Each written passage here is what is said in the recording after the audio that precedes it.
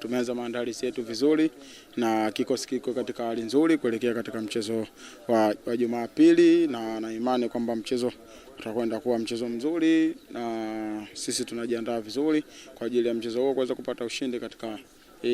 yani first leg ya nyumbani. Kama sisi wachezaji au kama mimi binafsi naweza kusema kwamba mimi nahitaji mashabiki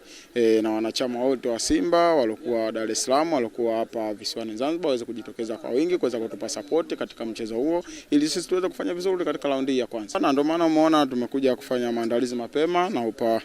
upa pongezi uongozi kuweza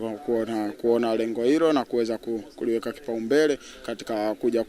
kufanya maandalizi mapema katika visiwa hivi vya Zanzibar. Naweza kusema kwamba sisi hapa